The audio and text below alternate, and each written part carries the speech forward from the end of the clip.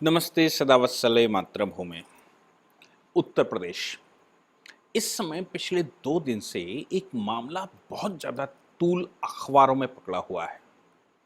मुस्लिम समाज बड़ा भाईभेला मचा रहा है, तरह तरह के स्टेटमेंट योगी सरकार के खिलाफ आ रहे हैं और योगी सरकार को धमकियां दी जा रही हैं, ये कहते हुए कि योगी सरकार उत्तर प्रदेश में मिसयूज ऑफ पावर कर रही है। उत्तर प्रदेश सरकार को जो नहीं करना चाहिए या उत्तर प्रदेश सरकार ये नहीं कर सकती माइनॉरिटी के साथ, यानी कि मुसलमानों के साथ। उनका कहना है, जैसे उत्तर प्रदेश सुन्नी वक्फ बोर्ड का कहना है कि उत्तर प्रदेश सरकार मिसयूज़ कर रही है, हम उसके खिलाफ हाई कोर्ट जाएंगे, सुप्रीम कोर्ट जाएंगे, प्रदर्शन करेंगे और पता नहीं क्या क्या। हालांकि हम सब जानते हैं कि योगी सरकार अपने आप में एक एक्शन है। योगी जी का नाम केवल बहुत बड़ा है और योगी जी का नाम ही सफिशिएंट है। मामला मैं आपको बताता हूं कि कुछ मस्जिदें तोड़ी जा रही हैं उत्तर प्रदेश में और इस लेवल पर तोड़ी जा रही हैं कि कोई प्रोटेस्ट, कोई भीड़ तंत्र वहां कुछ नहीं कर पा रहा है। मुस्लिमों समाज के लोग वहां उस समय प्रोटेस्ट करने की कोशिश करते हैं, लेकिन सरकार एक्शन में है और वो मस्जिदों को लगातार तोड़ रही है। मामला समझने की कोशिश करते हैं कि क्या वो लीगल एक्शन है या फिर वो मिसयूज़ ऑफ पावर वाकई में है। मामला है बाराबंकी का। बाराबंकी आप जानते ही होंगे कि जिस समय उत्तर प्रदेश की राजधानी लखनऊ से गोरखपुर की तरफ, यानी कि योगी आदित्यनाथ जी के अपने होम टाउन की तरफ जाएंगे, तो सबसे पहले लखनऊ क्रॉस करते ही बाराबंकी डिस्ट्रिक्ट पड़ता है। बाराबंकी डिस्ट्रिक्ट लखनऊ का एक्सटेंशन भी कहा जाता है और बाराबंकी या लखनऊ, जहाँ जब नवाबों की का स्थान हुआ करता था, बाराबंकी मुख्य प्लेस हुआ करता था जहाँ मुसलमान रहते थे। आबादी के हिसाब से मुस्लिम मेजॉरिटी स्थान हुआ करता था, लेकिन पार्टीशन के बाद, जब प्रिंसली स्टेट या पार्टीशन के बाद जब यूनाइटेड प्रोविंस के मुसलमानों ने ये तय किया, हकीकत में पाकिस्तान बना था यूनाइटेड प्रोविंस के मुसलमानों के द्वारा या बिहार के मुसलमानों के द्वारा। जब यूनाइटेड प्रोविंस के मुसलमानों ने ये तय किया कि हम पाकिस्तान जाएंगे और पाकिस्तान बनेगा, तो उत्तर प्रदेश में लीगली मुस्लिम जो पाकिस्तान बन गया और पाकिस्तान में एक पार्टिकुलर लैंड मुसलमानों के लिए दे दी गई, तो फिर उनका जो स्थान अब बचा उस हिंदुस्तान के अंदर, उस पर लीगली कोई राइट नहीं बनता। अगर उनका कोई राइट बनता है तो वो पाकिस्तान की लैंड पे बनता है, क्योंकि लैंड का डिस्ट्रीब्यूशन हो गया। लेकिन या उस समय लियाकत अली और नेहरू जी का समझौता हो गया, जिसके तहत मुसलमान हिंदुस्तान में रोक लिए गए और पाकिस्तान में हिंदू रोक दिए गए। पाकिस्तान ने तो सभी स्ट्रक्चर डेमोलिश कर दिए, लेकिन हिंदुस्तान में स्ट्रक्चर डेमोलिश करने के बजाय अपीसमेंट की पॉलिसी शुरू हो गई। मामला बाराबंकी की एक मस्जिद का है। ऐसा क्लेम किया है सुन्नी वक्फ बोर्ड ने कि वो 100 साल पुरानी मस्जिद है बाराबंकी में। और राम सनेही घाट एक तहसील है, राम सनेही घाट तहसील में एसडीएम के दफ्तर के बाहर वो जगह है जहां पर एक बहुत पुरानी मस्जिद बनी हुई थी। योगी सरकार ने उसको रातों रात फोर्स लगवाकर गिरवा दिया, दिन दहाड़े उसको फोर्स लगवाकर गिरवा दिया और वहां प्रोटेस्ट करने वाले लोगों के ऊपर जो भी एक्शन लिया हो, कुछ ना कुछ एक्शन लिया और वो जगह साफ करके, पूरी साफ करके, क्लीन करके उस जगह का पोजीशन सरकार ने अपने हाथ में ले लिया।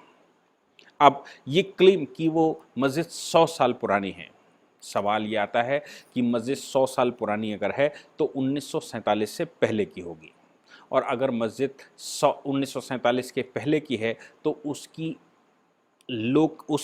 एग्जिस्टेंस क्या रही, उस पर ओनरशिप का क्लेम कैसे रहा, क्योंकि इस स्थान के सभी लोग पाकिस्तान चले गए थे। बाकी जो कुछ बचे वो ये मान के चलें कि वो किराए की भूमि पर हैं या ऑन द डिस्क्रिशन और pleasure of the government of India है या उत्तर प्रदेश सरकार है। मामला, लेकिन फिर भी लीगली इस पर एक बैटल चली। मामला क्या है कि एक जगह जो एक्सटेंशन है, जो इंक्रोचमेंट है, एसडीएम का कहना है कि ये इंक्रोचमेंट है सरकारी लैंड का, इसलिए ये मस्जिद इल्लीगल थी। मैं आपको बता दूं, इल्लीगल और अनऑथराइज्ड में फ़र्क होता है। अनऑथराइज्ड वो होती है जिसके लैंड का यूज़ सरकार के रिकॉर्ड्स के अकॉर्डिंग नहीं होता। सपोज वो लैंड अगर कोई रेजिडेंशियल प्रॉपर्टी है तो उसमें मस्जिद नहीं बना सकते। अगर कोई एग्रीकल्चर प्रॉपर्टी है तो उस पर कंस्ट्रक्शन नहीं किया जा सकता। अगर कोई रेजिडेंशियल एरिया की प्रॉपर्टी है तो उस पर कोई कॉमर्शियल फैक्ट्रियां नहीं लगाई जा सकती। ये यूज़ ऑफ लैंड होता है। अगर आपने land as per the government records, as per the approval from the government नहीं किया तो वो अनऑथराइज कही जाती है। एक चलन हमारे यहाँ देश में चल गया है कि मुस्लिम समाज हिंदुओं के क्षेत्र में एक मकान खरीदता है, किसी भी दाम पर मकान खरीदता है, पीछे से कई मस्जिदें पैसा इकट्ठा करके उसको देती हैं, उस मकान में धीरे से वो ऊपर के फ्लोर में इबादत करने का स्थान बनाता है और मुसलमानों को बुलाना शुरू कर देता है। उसके बाद उसको मस्जिद डिक्लेयर कर दिया जाता है। मस्जिद क्यों? क्योंकि मेरा प्राइवेट प्रॉपर्टी है, मेरी प्राइवेट प्रॉपर्टी में मैं कैसे भी कोई भी बिहेवियर करूं, मैं वहां पर अगर नमाज़ पढ़ता हूं तो किसी को क्या दिक्कत है। हालांकि अब कानूनन आपको कोई जगह अगर रिलीजियस प्लेस डिक्लेयर करना है तो आपको सरकार से अप्रूवल लेना पड़ेगा। किसी भी रेजिडेंशियल एरिया में ऐसी कोई गतिविधि नहीं चलाई जा सकती। खैर, वो सब अनऑथराइज्ड का मामला है, लेकिन ये मामला इल्लीगल का है। इल्लीगल का मतलब ये होता है कि जो पोजीशन होल्डर है उसके पास किसी भी प्रकार का कोई राइट नहीं है। वो ज़मीन प्योर सरकारी है और सरकारी ज़मीन पर कोई भी अनऑथराइज कंस्ट्रक्शन है तो वो इंक्रोचमेंट कहा जाता है। और इंक्रोचमेंट पर साफ विधियां हैं कि कोई भी सरकारी प्रॉपर्टी जो कि पब्लिक पर्पस के लिए है, उस प्रॉपर्टी पर अगर कोई भी तरह की मज़ार, मस्जिद, मंदिर, मठ, गुरुद्वारा कुछ भी बनाया गया है तो वो सब डेमोलिश किया जाता है। सरकार अपनी ज़मीन वापस ले लेती है। भले ही किसी ने रेजिडेंशियल पर्पस से उस पर झुग्गी डाल रखी हो, किसी ने घर बना रखा हो, किसी ने बहुत सारे उसका और इस्तेमाल कर रहा हो, कुछ खेतीबाड़ी कर रहा हो, वो सभी ज़मीन, पूरी की पूरी ज़मीन सरकारी ज़मीन कही जाती है और वो इल्लीगल यूज़ ऑफ प्रॉपर्टी कहा जाता है। बाराबंकी की ये मस्जिद जिसको गिराने की चर्चा लगातार चल रही है, ये मस्जिद भी कुछ ऐसी ही प्रॉपर्टी थी जिस पर एसडीएम ने पहले उनको नोटिस किया। जो पोजीशन होल्डर थे उनको नोटिस करने के बाद उनसे कहा कि आप ये सिद्ध करें कि कि ये प्रॉपर्टी की ओनरशिप आपकी बनती है। और कैसे बनती है? क्योंकि तहसीलदार का ये कहना है या एसडीएम का ये कहना है कि ये प्रॉपर्टी सरकारी प्रॉपर्टी है। उत्तर प्रदेश में एक ड्राइव चल रही है कि सरकारी प्रॉपर्टियां सभी खाली करवाई जा रही हैं, चाहे वो किसी के पोजीशन हो, किसी पर्पस से पोजीशन में हो। अब ऐसी प्रॉपर्टी पर जो पोजीशन होल्डर था उसने कुछ रेजिडेंशियल एरिया बना रखा था, यानी कि एक बीच में पहले जो जैसा कि जनरली होता है, आपने ध्यान दिया हो कि पहले सरकारी ज़मीन पर एक गुम्मद लगाया जाता है, फिर एक मज़ार बनाई जाती है, फिर मज़ार बनाकर उस पर कुछ अगरबत्तियां लगाई जाती हैं, अगरबत्तियां लगाकर उसका पक्का कंस्ट्रक्शन किया जाता है, फिर उसके बगल में एक झोपड़ी डाली जाती है, फिर उस पर एक टीन शेड डालेंगे, फिर उसके बगल में एक मस्जिद बना लेंगे और मस्जिद बनाने के साथ साथ उस के बगल में एक रेजिडेंशियल एरिया बना लेंगे जहाँ पर वो रहने लगेंगे। अब सरकार की जिम्मेवारियां बनती हैं कि सरकार ऐसा न करने दे, सरकारी कर्मचारी ऐसा न करने दे। सरकारी कर्मचारी अगर उसको रोकना भी चाहता है तो एक समस्या सरकारी कर्मचारी के पास ये आती है कि सरकार का क्या मूड है, वो कैसा करना चाहती है, वो उस पर क्या एक्शन लेना चाहती है। अब यहाँ पर बात ये आती है कि ये मस्जिद कभी भी बनी हो, क्लेम ये है 100 वर्ष पुरानी है, लेकिन सरकार ने जब पूछा तो जो वहाँ पर बैठे हुए थे उनके पास उसका कोई रिकॉर्ड नहीं है। उन्होंने कब परचेज़ की, उनके पोजीशन में कैसे आई, उनका क्या वहाँ उद्देश्य है, उन्होंने घर कैसे बना लिया, उन्होंने वो मस्जिद कैसे बना ली, वहाँ मज़ार कैसे बना ली, ये बहुत सारे प्रश्न पूछे गए तो उन पर कोई जवाब पार्टीज़ के पास नहीं था। सरकार के नोटिस का जवाब ना होने की वजह से उन्होंने उसको एविक्शन का ऑर्डर कर दिया एसडीएम ने कि इस ज़मीन को खाली करिए, नहीं तो हम उसको गिरा देंगे। पार्टी इस बात को लेकर लखनऊ बेंच में गई, इलाहाबाद हाई कोर्ट की, और लखनऊ बेंच में जब उन्होंने वो पिटीशन डाली तो लखनऊ बेंच ने उसमें पूरी हियरिंग करने के बाद सिर्फ एक ग्राउंड जो बताया गया कि हमारा 100 साल से इस पर है, लेकिन उसके कोई एविडेंस नहीं थे। कंस्ट्रक्शन की बात कही गई कि ये कंस्ट्रक्शन 100 साल का है, लेकिन पार्टी के पास कोई एविडेंस नहीं है। पार्टी ये कहती कि नहीं, बहुत पुराना कंस्ट्रक्शन है और हम जमाने से यहाँ पर रह रहे हैं। लखनऊ बेंच ने उसको डिसमिस कर दिया। डिसमिस करने के बाद वो फिर वापस मामला आया और फिर एसडीएम की अदालत में फिर से ये मामला अभी अप्रैल और मई के बीच का ही है। फिर एसडीएम की अदालत में मई में केस डाला गया कि भाई इसको ना खाली किया जाए। लखनऊ बेंच के डिसमिस करने के बाद एसडीएम ने फिर से उनसे कहा कि आपके पास अगर जो रिकॉर्ड्स हैं वो रिकॉर्ड हमें प्रस्तुत करिए, हम उस रिकॉर्ड को देखने के बाद निर्णय लेंगे। पार्टियों के पास इस प्रकार का कोई रिकॉर्ड नहीं था। इसके बाद एसडीएम ने भी उनकी पिटीशन को खारिज किया और आदेश दिया डिस्ट्रिक्ट मजिस्ट्रेट ने कि इस जमीन का इंक्रोचमेंट खाली करवाया जाए। इसके बाद डिस्ट्रिक्ट प्रशासन की जो तोड़ू फोड़ू टीम रहती है वो वहाँ गई। उसने पूरी ज़मीन को पोजीशन लेने की बजाय एक अच्छा काम ये किया, क्योंकि पोजीशन जब ले लेते हैं और लोगों को बाहर निकालते हैं तो भावनात्मक रूप से बड़े सारे बवाल होना शुरू हो जाते हैं। लोग कहना शुरू कर देते हैं इसमें हम 20 साल से रहते हैं, इसमें 15 साल से रहते हैं, ये ज़मीन हमारी है और ये ऐसी है, ये वैसी है। इस बात को जब वहाँ रखा गया तो उस पर तो इस बात का कोई प्रूफ उनके पास नहीं था। नतीजा ये निकला कि मामला खराब हो गया और उन्होंने उस जमीन को, उस प्रॉपर्टी को बना बनाया वापस लेने के बजाय उसको ये डिक्लेयर किया कि अबंडेंट प्रॉपर्टी है, सरकारी ज़मीन है, अबंडेंट है, इसको गिराया जाना चाहिए। बुलडोजर लगाकर उस ज़मीन को गिराया गया और 1, 2 और 3 घंटे में उसको साफ़ कर दिया गया।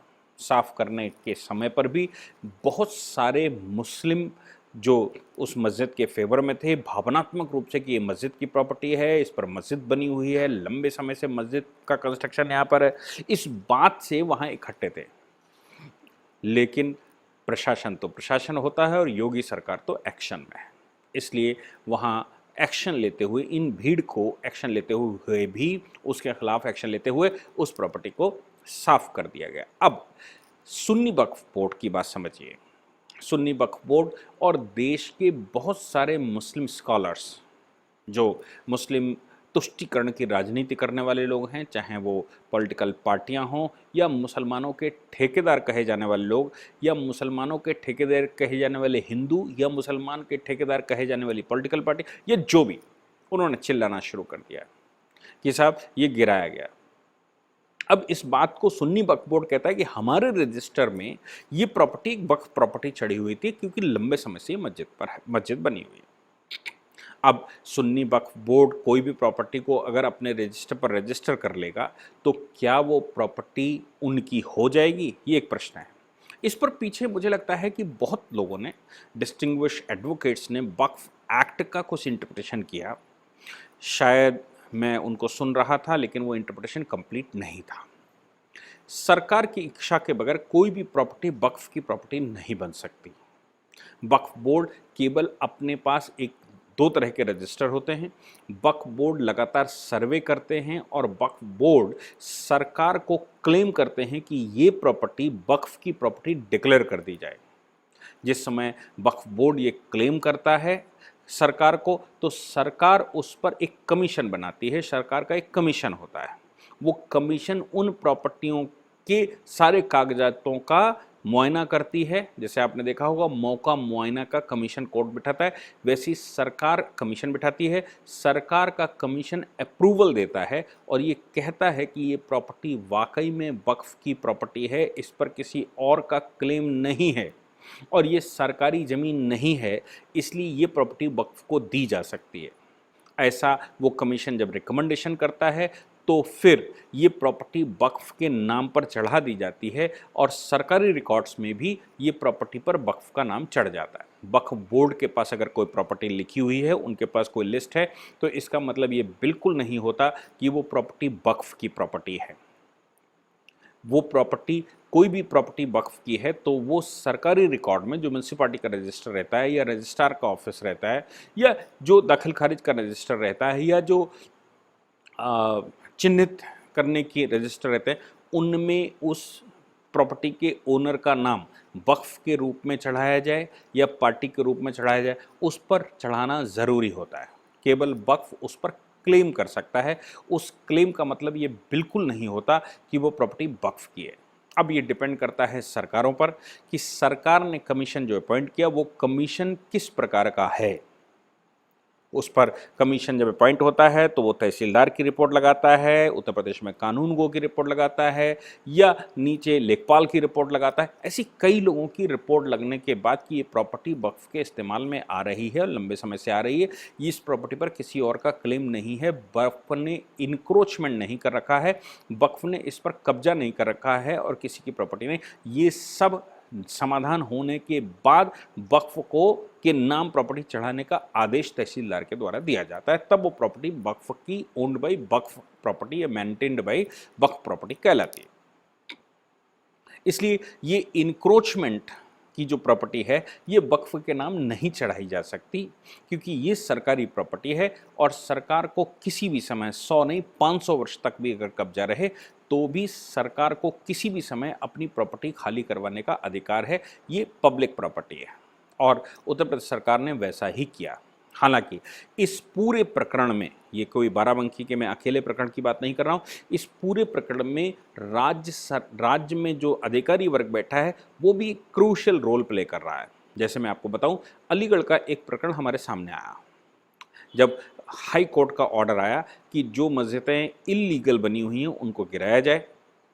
हालांकि बाराबंकी की एसडीएम का भी यही कहना है कि हाई कोर्ट के आदेश के अनुसार ही हमने इसको गिराया है, तो जो इल्लीगल कंस्ट्रक्शन यानी कि सरकारी ज़मीन पर है उसको गिराया जाए और जो बाकी का बनाया गया 2010 या 11 के बाद अनऑथराइज्ड उसको गिराया जाए और इल्लीगल कभी का भी हो उसका गिराया जाए।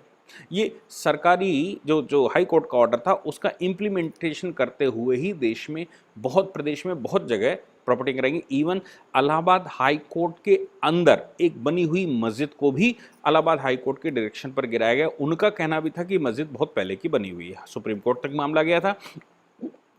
सुप्रीम कोर्ट ने उस मामले में कहा था कि इल्लीगल इज इल्लीगल और इल्लीगल का कोई सरोकार नहीं हो सकता, इल्लीगल को कभी लीगल नहीं किया जा सकता। अलीगढ़ की बात मैं करता हूं तो सर्वे करने का काम प्रॉपर्टियों को कि ये प्रॉपर्टी कौन सी हैं, सर्वे करने का काम भी अलीगढ़ मुस्लिम यूनिवर्सिटी को दे दिया।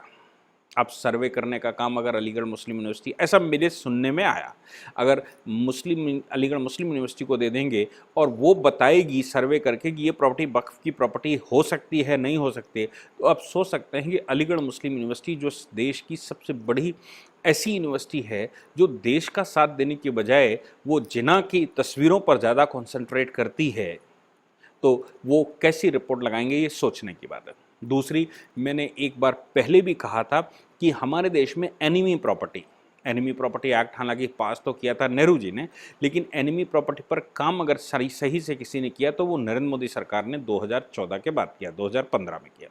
2015 में सुप्रीम कोर्ट के डायरेक्शन पर सरकार ने प्रॉपर्टियां चिन्हित करने के लिए डिस्ट्रिक्ट मजिस्ट्रेटों को कहा। 2017 से पहले उनकी रिपोर्ट लगा दी गई। अब उत्तर प्रदेश में जहां से एक बड़ी आबादी पाकिस्तान गई, उनमें जो उस समय सरकार अखिलेश यादव की थी, तो अखिलेश यादव पूरे प्रदेश के मुख्यमंत्री बन तो जाते हैं भावनात्मक रूप से, लेकिन वो मुख्यमंत्री हकीकत में 2 ही 3 4 5 जिलों के रहते हैं। वो जिले कौन से हैं? उनका स्वयं का गृह जनपद इटावा, औरैया, मैनपुरी, फिरोजाबाद, आगरा, फर्रुखाबाद और एटा, कन्नौज। ऐसे ये 5-6 ज़िले जो हैं छोटे से रूरल एरिया, यहाँ के वो मुख्यमंत्री माने जाते हैं, यहीं की वो राजनीति करते हैं। आज की तारीख में कोविड में अगर वो मुख्यमंत्री होते तो शायद इन 6 जिलों की ही राजनीति कर रहे होते।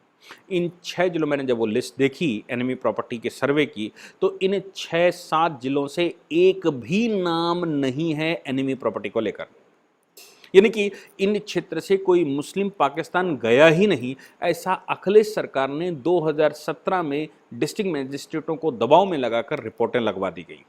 तो एनिमी प्रॉपर्टियां सब जगह प्रदेश में खाली की जा रही हैं, लेकिन चूंकि इन जगहों पर वो कोई सर्वे ही नहीं हुआ, और सर्वे हुआ भी तो कोई प्रॉपर्टी डिक्लेयर नहीं की। जैसे मैं व्यक्तिगत रूप से जानता हूं कि सलमान खुर्शीद फर्रुखाबाद डिस्ट्रिक्ट के रहने वाले हैं। फर्रुखाबाद से उनके 3 पीढ़ियाँ, जाकिर हुसैन से लेकर जाकिर हुसैन के बाद उनके सलमान खुर्शीद के पिता, और फिर सलमान खुर्शीद, वो फर्रुखाबाद का रिप्रेजेंटेशन कर रहे हैं आज़ादी के बाद से। उनका पूरा परिवार ऐसा लोग कहते हैं। उनका पूरा परिवार, वो कई भाई थे, वो सब पाकिस्तान चला गया था, अकेला यही परिवार फर्रुखाबाद में रुक गया। लेकिन उनके परिवार की जो प्रॉपर्टियां हैं वो प्रॉपर्टियां आज भी एनिमी प्रॉपर्टी की लिस्ट में नहीं है, वो 1 इंच भी एनिमी प्रॉपर्टी की लिस्ट में नहीं है। ये उत्तर प्रदेश में आज योगी सरकार को मुझे लगता है इन सर्वे को दोबारा करवाने की आवश्यकता है। उत्तर प्रदेश में मैं निश्चित रूप से कह सकता हूं कि पाकिस्तान में जो मुहाजिर या मुजाहिर कहा जाता है वो 90% उत्तर प्रदेश और बिहार का है। तो उत्तर प्रदेश बिहार वालों ने ही चूंकि पाकिस्तान बनाया था, इसलिए उत्तर प्रदेश मुस्लिम जब वहाँ यहाँ से गया तो वो सारी प्रॉपर्टी यहाँ छोड़कर गया और वो प्रॉपर्टी उसको वहाँ मिली, वो प्रॉपर्टी भी उसने ले ली और उत्तर प्रदेश में भी वो अपने परिवार के 10 भाइयों 9 भाई वहाँ चले गए, एक भाई को बाकी प्रॉपर्टी देकर चला गया। अब एक भाई उस प्रॉपर्टी पर बैठ गया, इसलिए वो बाकी 9 भाइयों की जो प्रॉपर्टी है वो प्रॉपर्टी एनिमी प्रॉपर्टी डिक्लेयर होनी चाहिए, वो प्रॉपर्टी सरकार को दोबारा वापस मिलनी चाहिए। उत्तर प्रदेश में मंदिरों का सर्वे होना चाहिए, जो मंदिर छोड़कर चले गए पाकिस्तान, वो जो मंदिर यहाँ पर बने हुए थे अब वो मुस्लिम एरिया बनते जा रहे हैं, मुसलमान उसमें बैठते जा रहे हैं, तो उन मंदिरों का संरक्षण राज्य सरकार को स्वयं अपने हाथ में लेना चाहिए। जैसे कानपुर की बात करें तो चमनगंज, बेकनगंज और वो जो एरिया है उसमें ऐसा मानना है कि 100 से ऊपर मंदिर हैं जिन मंदिरों को कब्जा करके मुसलमानों ने रखा हुआ, जो सरकारी प्रॉपर्टी हो सकती है, ये सरकारी प्रॉपर्टी है। ऐसी प्रॉपर्टियों को सरकार कैसे कब्जे में लेगी, इसके लिए पुनः सर्वे करवाने की आवश्यकता है और देश के लोगों से, प्रदेश के लोगों से उसका डेटा मांगने की ज़रूरत है, क्योंकि सरकारी कर्मचारी से ज़्यादा लोकलाइट जानते हैं कि कितने मंदिर कहाँ पर बने हुए हैं। उसका एक पेंडोरम खोला जाना चाहिए, लोग क्लेम करें, उसकी सूचना दें, सूचना के आधार पर सर्वे हो और सर्वे के आधार पर वो ज़मीनें खाली हों। हालांकि उत्तर प्रदेश सरकार को जितनी सूचना होगी, सरकारी कर्मचारी जितना कर रहा होगा, उसके अनुसार उत्तर प्रदेश सरकार एक्शन ले रही है। लेकिन मेरा मानना है कि सरकारी कर्मचारी कभी भी अपनी तरफ से इनिशिएट नहीं करता और चूंकि वो अपनी तरफ से इनिशिएट नहीं करता, इसलिए अभी भी 90% प्रॉपर्टियां इंक्रोचमेंट या तो मज़ारों की इंक्रोचमेंट में हैं या फिर मस्जिदों की इंक्रोचमेंट में हैं या मठों गुरुद्वारों के इंक्रोचमेंट में हैं। ये प्रॉपर्टियां सभी खाली होनी चाहिए और सरकार के कब्जे में जानी चाहिए ताकि इनका पब्लिक यूज़ हो सके। जो लोग ये क्लेम करने वाले हैं कि उनको हॉस्पिटल चाहिए, इन मस्जिदें जो इंक्रोच करके रखी गई हैं, यहाँ पर मोहल्ला क्लिनिक टाइप क्लिनिक बनाई जा सकती है, प्राइमरी हेल्थ सेंटर बनाए जा सकते हैं और बहुत कुछ हो सकता है। मुझे लगता है कि उत्तर प्रदेश सरकार जिस प्रकार से एक्शन में है और उसकी अगर थोड़ा सा मेंटली उसको सजेस्ट किया जाए और वो इस पर एक्शन लेना शुरू करे तो ये बहुत बड़ा काम हो सकता है। Thank you very much.